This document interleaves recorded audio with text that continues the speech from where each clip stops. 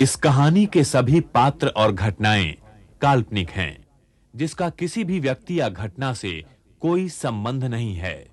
यदि किसी घटना के साथ इसकी समानता होती है, तो इसे मात्र एक संयोग कहा जाएगा।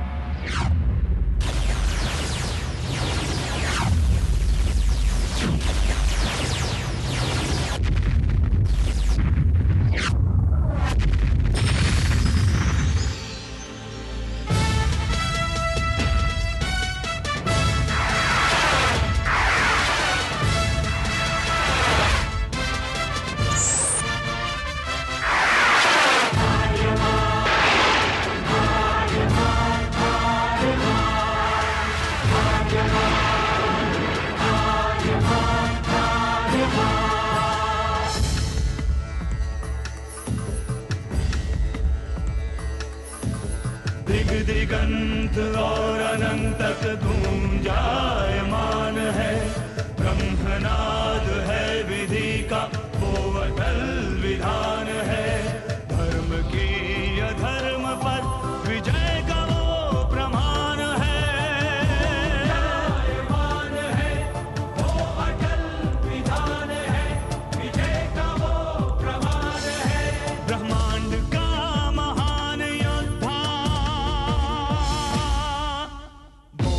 आर्यमान है।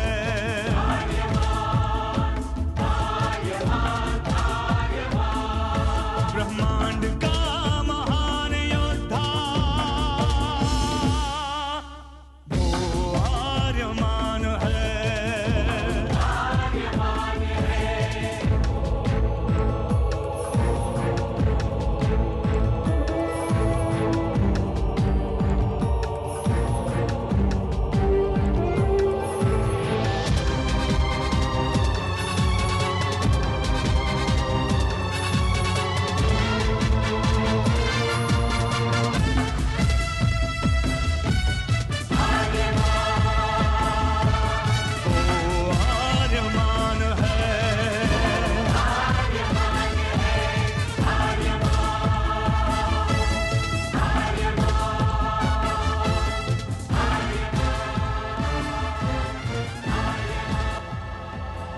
अनंत असीम ब्रह्मांड, अद्भुत, विशाल, विराट, जहां असंख्य आकाश गंगाएं प्रतिक्षण बनती रहती हैं, मिटती रहती हैं।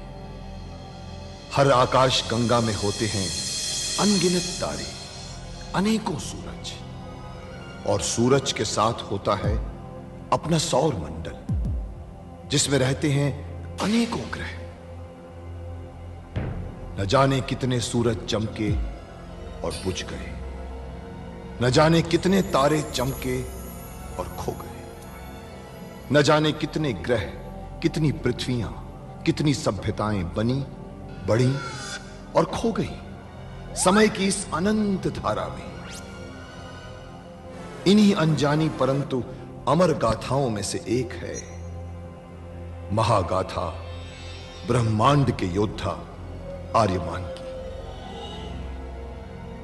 बहुत समय पहले पृथ्वी से लाखों प्रकाश वर्ष दूर आर्याना आकाश गंगा में एक ग्रह था, थार।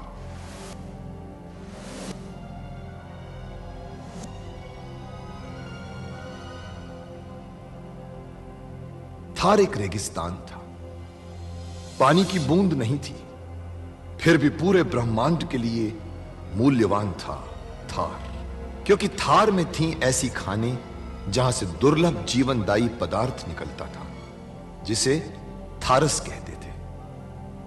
यह किसी भी ग्रह की जहरीली से जहरीली हवा को भी रासायनिक प्रक्रिया से प्राणवायु बना देता था, जीने के लायक बना देता था।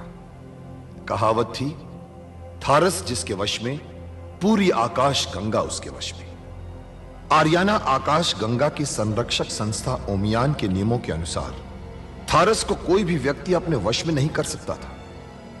यहां तक कि थार ग्रह का राजा जारांत भी नहीं। राजा होते हुए भी जारांत अपना राज्य गणतंत्र प्रणाली से चलाता था। खानों से निकलने वाले थारस का 25% भाग ही थार ग्रह के हिस्से में आता था। बाकी का हिस्सा ओसेक अंतरिक्ष संगठन में चला जाता था। ओसेक आरियाना आकाश गंगा के व्यापारियों का संगठन था और जिसका संचालन अंतरिक्ष में बनाए गए एक कृत्रिम ग्रह ओसेक से होता था। मगर ओसेक संगठन में कई व्यापारी ऐसे भी थे जो अति महत्वाकांक्षी थे, जो पूरे ब्रह्मांड में अपना आधिपत्य स्थापित करना चाहते थे। परंतु जब तक ओमियान था तब तक कोई कुछ नहीं कर सकता था। ओमियान अंतरिक्ष के लोगों की संरक्षक संस्था थी, जो अंतरिक्ष के निवासियों के हितों का पूरा ध्यान रखती थी और अपनी शांति सेना के द्वारा संपूर्ण ब्रह्मांड में शांति और व्यवस्था बनाए रखती थी। इसी ओमियान संस्था का अध्यक्ष था महान होशिंग। होशिंग जिस ग्रह पर रहता था उस ग्रह का नाम था कुरुक्षेत्र, जहां आज छिड़ी हुई है एक महाजंग। ये ले, और ध्यान रहे इस पवित्र चंद्र रस की एक भी बूंद भूमि पर न गिरने पाए। अब शगुन होता है। आप चिंता न करें महारानी, मैं ध्यान रखूंगी।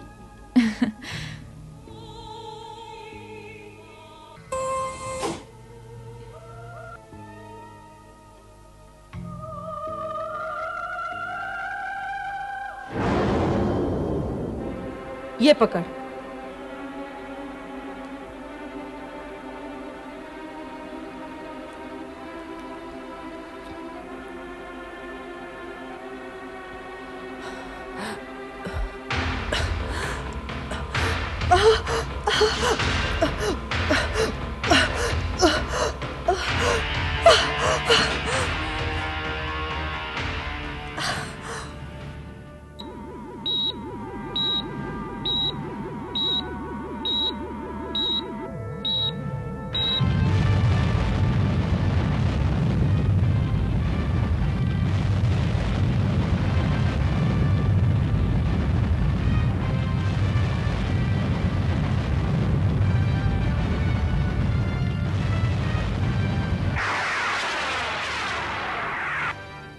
आर्यमान ने गर्भ में रहकर ही उस जहर की आग का बहादुरी से मुकाबला किया और अपने मां के प्राणों की रक्षा की। दोनों के प्राण बच गए। थार के राजमहल के सुनहरे दिन करीब आए जब दोनों महारानियों के दासियों ने बारी बारी से महाराज जारांत को प्रसव पीड़ा की सूचना दी। महाराज जारांत की जय हो। महारानी नासा को प्रसव नहीं हो रहा है, वो अभी तक प्रसव पीड़ा में है। दवाई दो उनको, सब ठीक हो जाएगा। सब ठीक हो जाएगा महारानी जी। अगर मेरा प्रसव शीघ्र नहीं हुआ तो महारानी रासा जीत जाएंगी और उनका पुत्र थार के सिंहासन पर बैठेगा। दाई, दाई कुछ कर, दाई, दाई कुछ कर, मेरा प्रसव शीघ्र करवा दे। महाराज, महाराज, महाराज की जय हो। महारानी रासा का प्रसव निकट है महाराज। थार का उत्तराधिकारी शीघ्र ही आपकी गोद में होगा।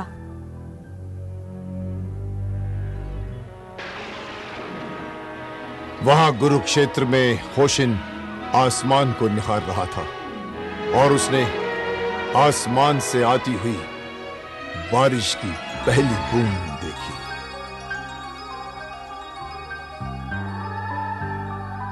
यह बूंद ब्रह्मांड के मुक्तिदाता के आगमन का संकेत था।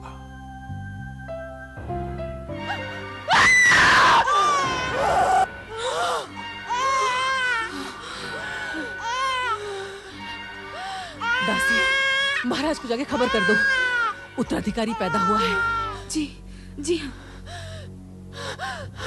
दाई, दाई मेरा बच्चा कहाँ है? दाई, दाई मेरा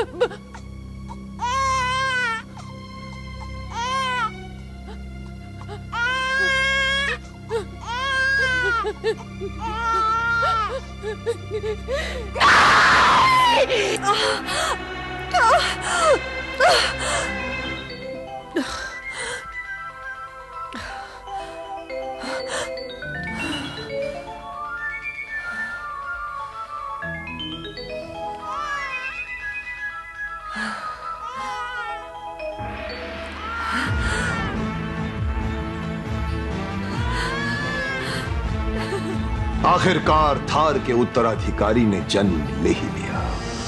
थार में खुशियां छा गई। लाखों सालों के बाद थार ग्रह में पहली बार बरसात हुई।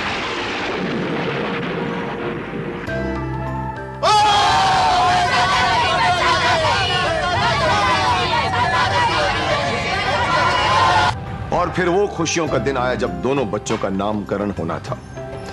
नामकरण समारोह में जानबूझकर महान होशिंग को नहीं बुलाया गया था, परंतु वो आर्यमान के जन्म जन्मांतर के गुरु थे, इसलिए वो वहां पर स्वयं आ गए। महाराज जारांत को होशिन का प्रणाम। प्रणाम महान होशिन। आप अचानक? पता था मुझे कि निमंत्रण नहीं भेजा जाएगा, परंतु आना आवश्यक था। बहुत शुभ है थार के लिए आपका छोटा पुत्र।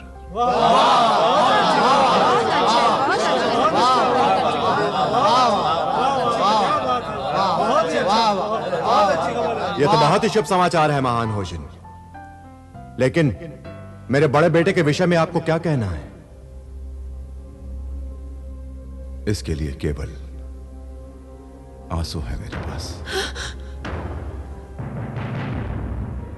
बड़ा अभागा है बेचारा। अनिष्ट हो सकता है इसके कारण थार का।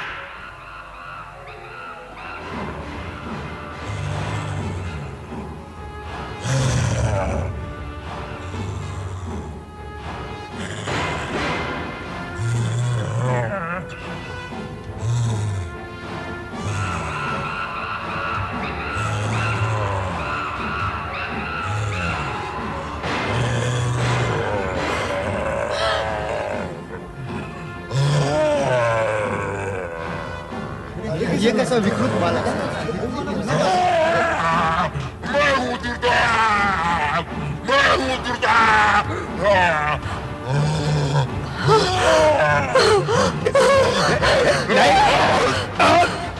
राहुल, पकड़ लो इसे और बंदे बना लो।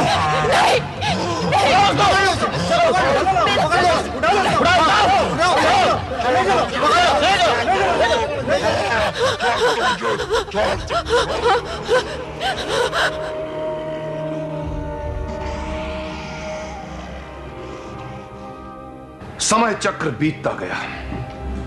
राजपुरोहित शुक्रांत और महारानी नासा आर्यमान को मारने के नए नए षड्यंत्र तलाशते रहे, परंतु आर्यमान को तो ब्रह्मांड का योद्धा बनना था, इसलिए उनके सारे प्रयास विफल होते रहे।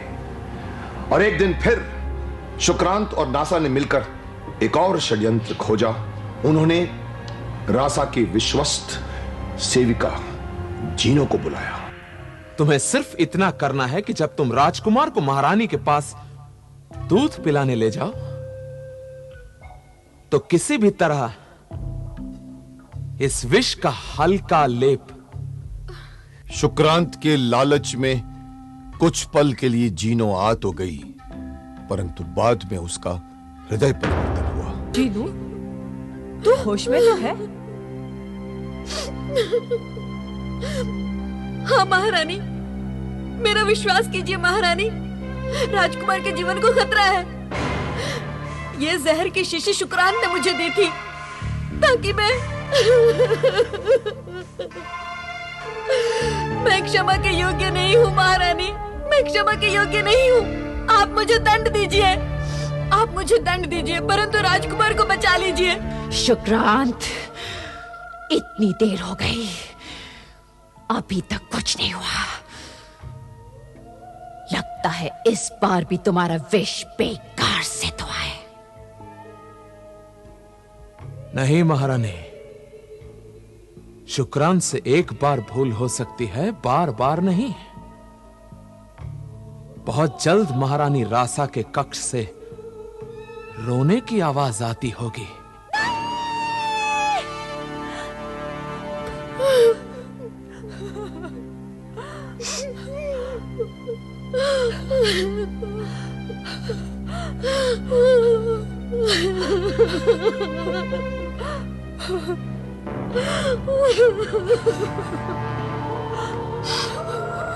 क्या हुआ महारानी? राजकुमार, क्या हुआ राजकुमार को? पता नहीं, अचानक दूध पीते ही। क्या हुआ? मैं पूछता हूं क्या हुआ? आप सब रो क्यों रहे हैं? महारानी रासा, आप रो क्यों रही हैं? महाराज, राजकुमार। राजकुमार? क्या हुआ राजकुमार को?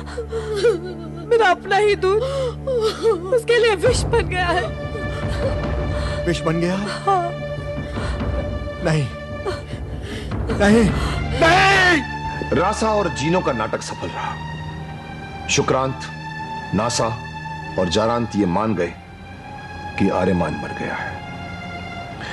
रासा ने इस मौके का फायदा उठाया और उसने गुप्तचर यंत्र मानव टोबो को बुलाया और आर्यमान को उसे गुरुक्षेत्र में महान होशिंग के पास भेजने का प्रबंध किया। जा मेरे बच्चे, मैं तुझे भविष्य को सौंपती हूँ। अपनी माँ को मत भूल जाना।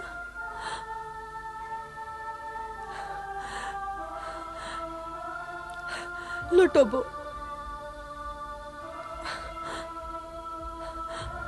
यहां रासा तो अपने पुत्र आर्यमान की जान बचाने में कामयाब हो गई, परंतु वहां ओसेक में नारक अपने संहारक आर्यमान को मारने की योजना बना रहा था।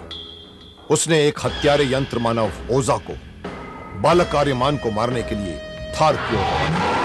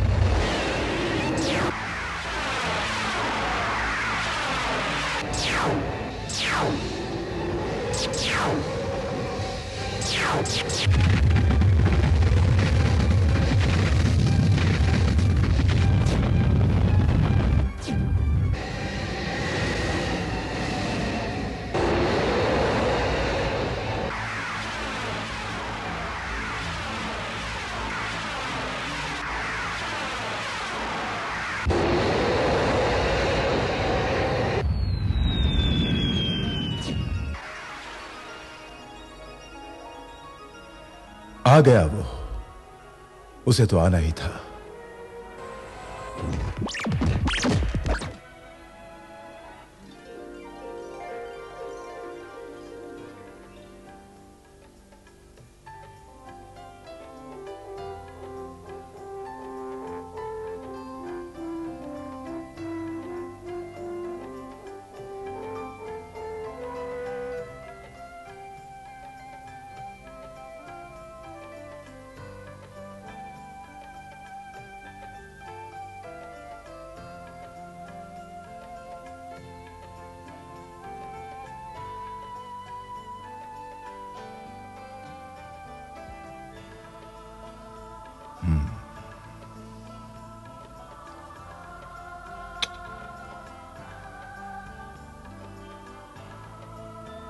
आर्यमान, तुम्हारा स्वागत है। इस तरह आर्यमान महान होशिंग के पास कुरुक्षेत्र में सुरक्षित पहुंच जाता है। परंतु क्या आर्यमान कुरुक्षेत्र में सुरक्षित रहा? उसकी मौत को सच मानने वाले शुक्रांत और नासा ने थार में क्या गुल खिलाए? राजा जारांत और महारानी रासा क्या उनके षड्यंत्रों से सुरक्षित रही? आर्यमान कैसे ब्रह्मांड का महान योद्धा बना? ये सारी आगे की कहानी मैं आपको अगले सप्ताह बताऊंगा, क्योंकि वक्त का तकाजा है, समय का अभाव है। तो फिर मिलते हैं अब अगले सप्ताह इसी समय, यानी रविवार दोपहर 12 बजे से 1 बजे तक DD1 पर। तब तक इंतजार करते रहिए ब्रह्मांड के योद्धा आर्यमान का। इससे क्या होगा? आप क्या कर रहे हो? अखबार पढ़ रहा हूं राहुल। इससे क्या होगा? इससे मुझे देश विदेश में घटने वाली ताजा घटनाओं का पता चलेगा और ज्ञान विज्ञान की बातों के बारे में भी पता चलेगा। और इससे क्या होगा? उससे मेरा दिमाग बढ़ेगा, बुद्धि बढ़ेगी, ज्ञान बढ़ेगा। उससे क्या होगा? उससे समाज में मेरी इज्जत बढ़ेगी, लोग मेरा मान सम्मान करेंगे। उससे क्या होगा? मुझे देखकर और लोग भी पढ़ने लिखने की तरफ आकर्षित हो जाएंगे। उससे क्या होगा? उससे एक दिन हमारे देश में हर बच्चा सुशिक्षित और पढ़ा लिखा हो जाएगा। अब तुम बताओ कि उससे क्या होगा? इससे हमारा देश पूरे वर्ल्ड में स्ट्रांग हो जाएगा। Very good. अब आप लोग भी समझ गए होंगे कि इससे क्या होगा।